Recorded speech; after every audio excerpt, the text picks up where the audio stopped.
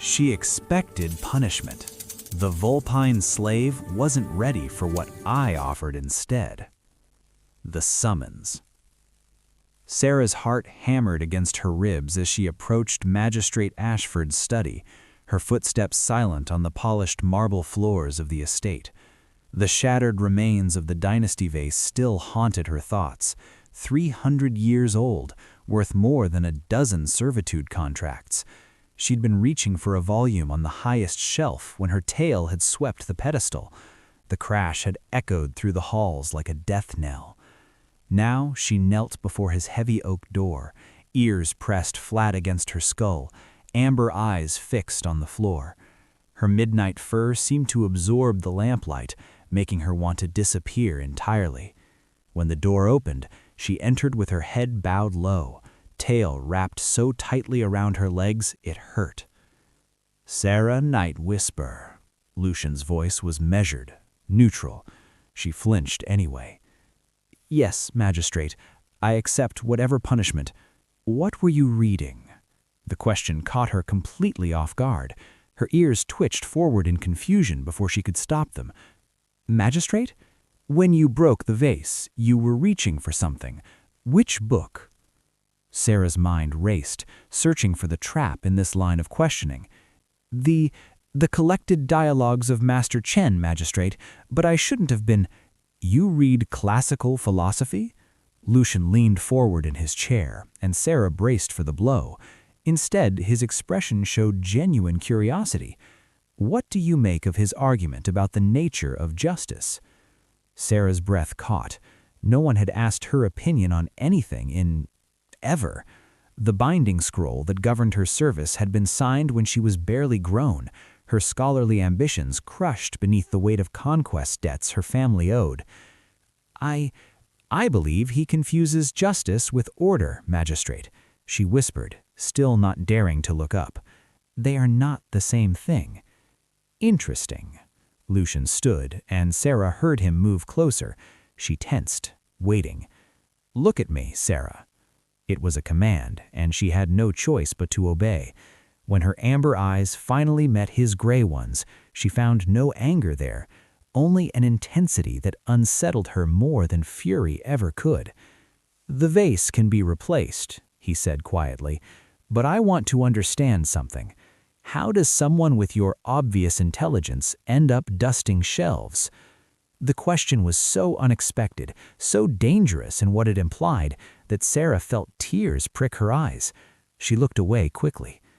"Because that is what I am, Magistrate, what my contract defines."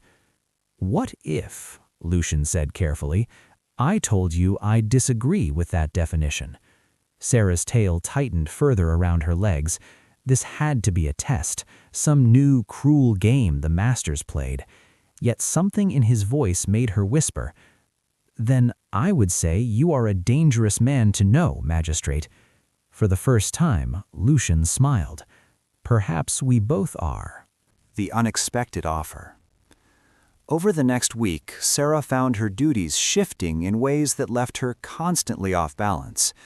Lucian began requesting her presence in his study during the evening hours, not for cleaning, but for conversation. He would pose questions about the texts lining his walls, genuinely listening to her responses, sometimes debating her interpretations with an enthusiasm that made her forget, briefly, the binding scroll that governed her existence. "You disagree with Master Chen's conclusion," Lucian observed one evening, pouring tea into 2 cups. Sarah stared at the second cup, uncertain if it was meant for her.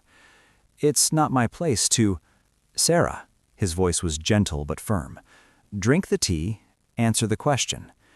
Her hand trembled as she accepted the porcelain cup, half expecting it to be snatched away as a joke. When nothing happened, she took a cautious sip, the jasmine warming her throat. I think Master Chen wrote from a place of comfort," she said slowly. "His philosophy assumes everyone has the power to choose virtue, but what of those who have no choices at all? Is their lack of virtue a moral failing or simply survival?" Lucian set down his own cup, studying her with that unsettling intensity. "And you? What would you choose if you had true choice?" The question landed like a physical blow. Sarah's ears flattened again, old instincts screaming danger. "Magistrate, I don't understand what you want from me." "I want to understand you," he said simply. "Not as property, but as a person. Is that so difficult to believe?" "Yes," Sarah wanted to scream. "Yes, because kindness is how they hurt you worst, because hope is more painful than chains." Instead, she whispered, "Why?" Lucian stood, moving to a locked cabinet Sarah had never been permitted to approach. He withdrew a key from his vest and opened it, revealing shelves of books with worn, unmarked spines. Forbidden texts, Sarah realized with a jolt of fear, the kind that got people executed for mere possession. "Because I've spent 3 months in this position, enforcing laws I find morally reprehensible," said Lucian quietly. "Because I watch brilliant minds waste away in servitude, while mediocre men inherit power. Because when I look at you, Sarah, I see what this empire destroys." He pulled a slim volume from the shelf, On Liberty and Bondage, by the banned philosopher Arya Moonwhisper, a feline scholar who'd been executed 50 years ago for sedition. "I'm offering you access to these," Lucian said, holding out the book. "No obligations, no tests, just conversation, perspective, the education you should have had." Sarah stared at the offered text as if it were a venomous snake. "If we're discovered, then I'll claim you were dusting and happened to read over my shoulder. The risk is mine, Sarah. The choice is yours." Choice. That word again, offered like a gift she didn't know how to accept. Sarah's hand moved almost of its own accord, fingers brushing the leather binding. The moment she touched it, something shifted in her chest, a crack in the armor of learned helplessness she'd worn for so long. "I would need to finish my evening duties first," she heard herself say. Lucian's smile was worth every ounce of risk. "Of course, I'll be here whenever you're ready." That night, Sarah read until her eyes burned, Lucian sitting across from her in comfortable silence. He made notes in his own journal, occasionally glancing up to watch her face as she absorbed ideas that could get them both killed. When she finally looked up, dawn was painting the windows gold. "Magistrate," she began, then stopped. "Lucian, may I ask you something? Anything. What do you want from this? From me?" He met her gaze steadily. "I want to see what happens when brilliance is given room to breathe. And Sarah, I want you to stop expecting punishment for existing." The words settled over her like a warm blanket, terrifying and comforting at once. The choice presented. 3 weeks passed in a haze of philosophy and quiet revolution. Sarah found herself looking forward to evenings in Lucian's study, their discussions ranging from ethics to astronomy, from poetry to political theory. She learned that he'd been appointed magistrate against his wishes, born into privilege that felt more like a cage, expected to enforce traditions he found unconscionable. "My father disowned me for questioning the servitude contracts," Lucian admitted one night, both of them seated on the floor with books spread between them like a paper garden. "Said I was betraying our ancestors, spitting on the empire's foundations." "Weren't you?" Sarah asked, then immediately regretted her boldness. But Lucian only laughed, a sound she'd grown to cherish. "Absolutely. Some foundations deserve to be spit on." Sarah felt her tail relax, unfurling slightly from its perpetual defensive curl. She'd noticed these small changes in herself, ears that no longer stayed flat with fear, a spine that held straighter, words that came easier. Dangerous changes, changes that made the binding scroll feel heavier each day. "I brought you something," Lucian said, his tone shifting to something more serious. He pulled a rolled parchment from his desk drawer, the wax seal already broken. Sarah's blood went cold when she recognized the format, a release document. "This is your binding scroll," Lucian explained, unrolling it to reveal her contract, or rather what should have been her contract. The servitude terms had been crossed out, replaced with a single line. Sarah Night Whisper is free to leave this service at any time of her choosing, with no debt or obligation remaining. Sarah couldn't breathe. Her vision tunneled, black spots dancing at the edges. I don't understand. It's not signed yet, Lucian said quickly, seeing her distress, and it won't be unless you want it to be. But Sarah, I need you to know you can leave. Today, tomorrow, whenever you decide you want to. This isn't a gift I'm giving you. It's a right I'm returning. Why? The word came out broken. Lucian moved closer, careful not to crowd her, giving her space to bolt if needed. Because I can't keep pretending this is acceptable. Because every conversation we have makes me more aware that I'm complicit in your captivity. Because, he paused, something vulnerable crossing his features. Because I want to know who you are when you're truly free, not who you've had to become to survive. Sarah's hands shook as she reached for the document, reading it over and over, searching for the trick, the trap, the clause that would make this another form of bondage.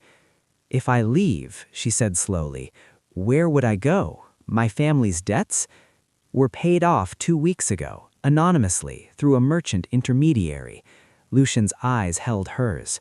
You have nothing binding you here except your own choice. The world tilted. Sarah felt everything she'd built, every defense, every careful wall begin to crumble.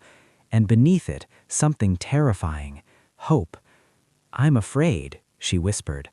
Of what? Of wanting this. Of believing you. Of... She gestured helplessly at the space between them, at the impossible thing blooming there. Of this feeling real. Lucian's hand moved toward hers, stopping just short of touching. May I? Such a simple question, such revolutionary permission. Sarah nodded, and his fingers intertwined with hers, warm, steady, asking nothing but offering everything. I'm afraid too, he admitted. I'm trapped by my position as much as you've been trapped by yours. I wake up enforcing laws I despise, watching my choices narrow until I feel like I'm suffocating. But Sarah, these hours with you, they're the first time I felt like I could breathe in years. They sat like that as candles burned low, hands clasped, two prisoners of different cages recognizing each other's bars. I need time, Sarah finally said, to think, to remember who I am without fear making the decisions. Take all the time you need, weeks, months, years. I'll be here. And if I choose to stay? Lucian's thumb traced gentle circles on her palm, sending shivers up her arm. Then you stay as an equal, as someone he swallowed hard, as someone I'm beginning to care for deeply, not as property, never as property, again. Sarah looked at their joined hands, at the release document, at this man who'd somehow seen past her servitude to the person underneath. Teach me, she said quietly. Teach me how to want things again, how to choose. I've forgotten how. Lucian lifted her hand to his lips, pressing a kiss to her knuckles that felt like a promise. We'll learn together. Awakening desire. Sarah chose to stay, but everything felt different now. The unsigned release document remained on Lucian's desk, a promise, a possibility, a reminder that she walked his halls by choice rather than compulsion. It changed the weight of every moment, the meaning of every glance. She no longer performed duties out of obligation, but helped because she wanted to be near him. Lucian in turn stopped giving orders and started making requests, always prefaced with "would you" instead of "you will." This dance of mutual respect gradually transformed into something deeper, more dangerous. It happened first in small touches. Lucian's hand steadying her elbow as she reached for a high shelf.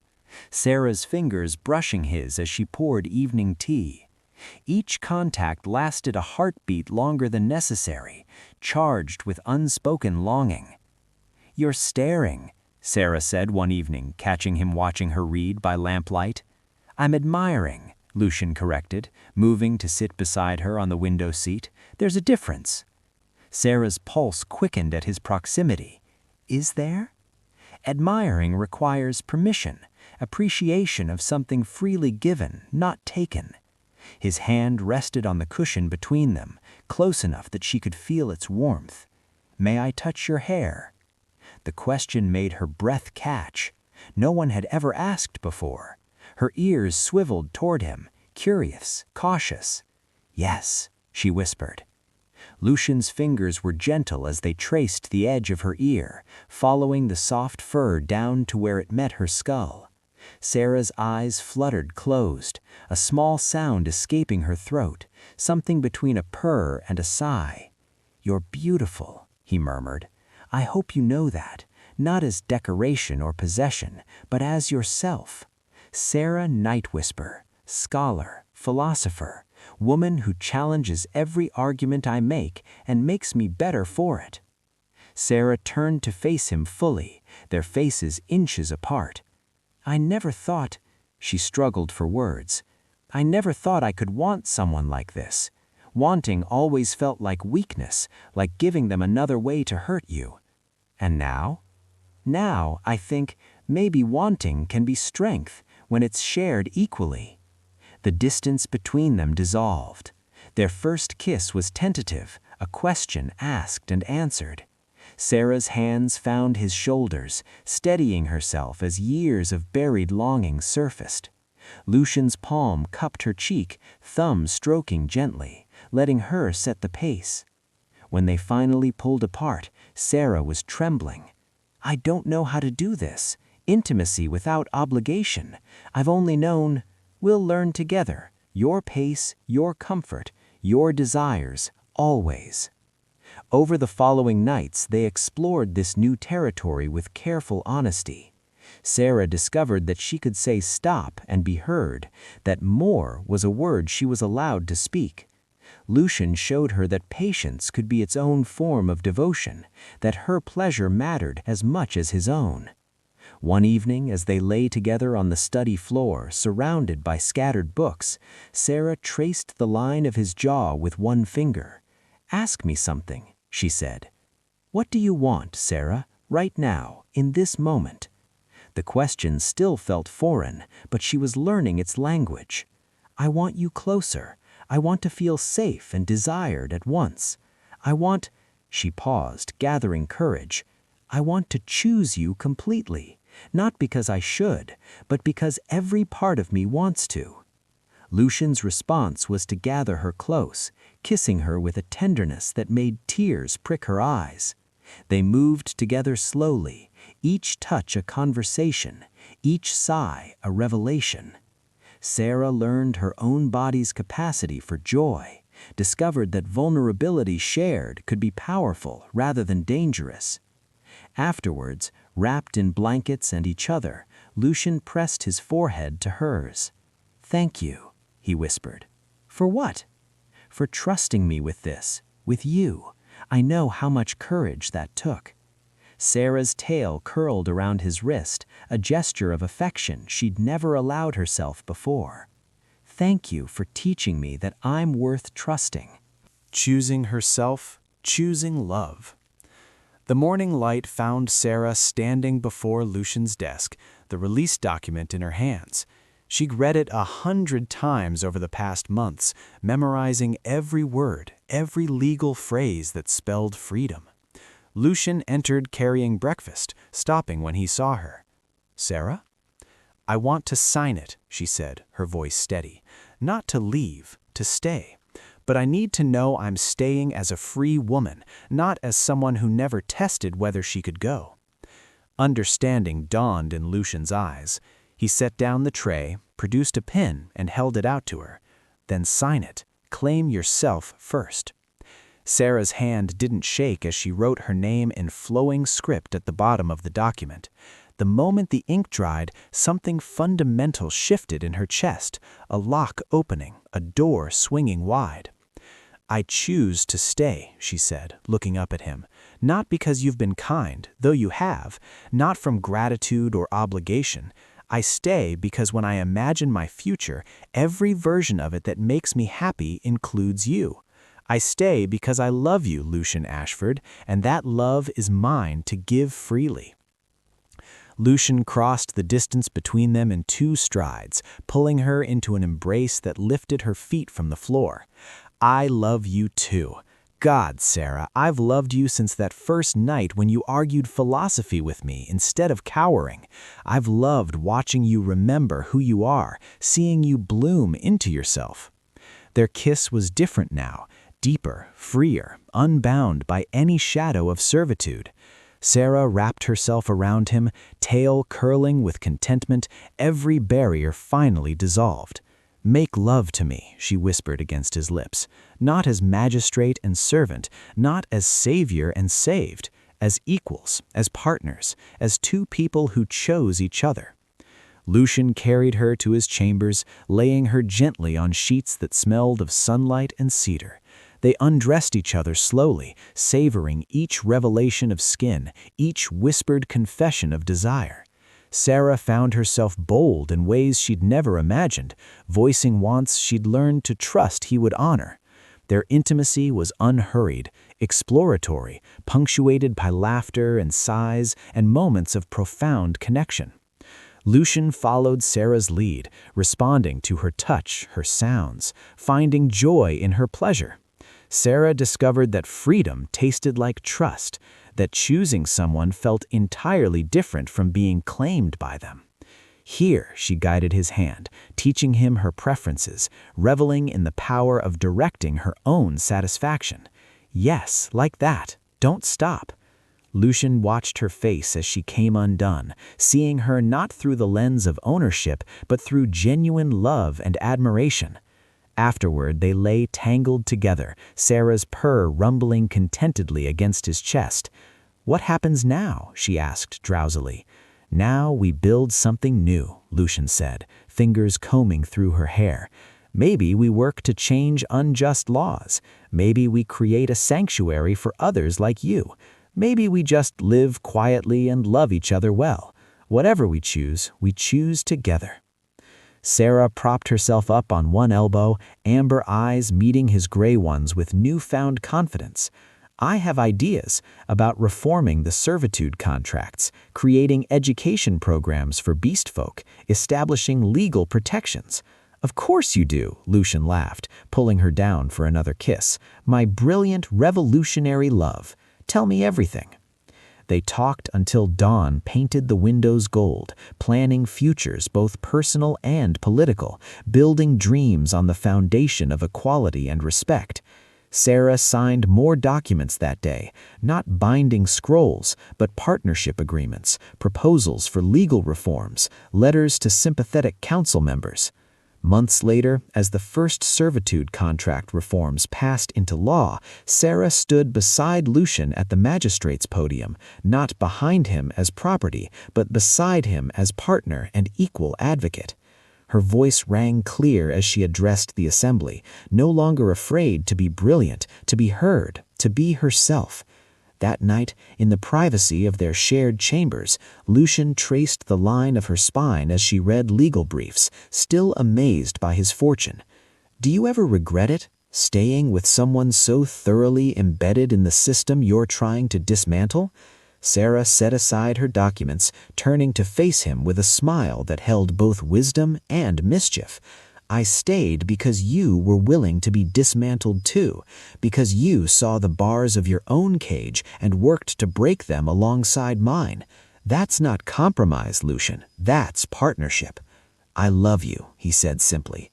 "I know. I chose you, and I choose you still, every single day." Their kiss tasted like freedom, hard-won, deeply cherished, and entirely their own.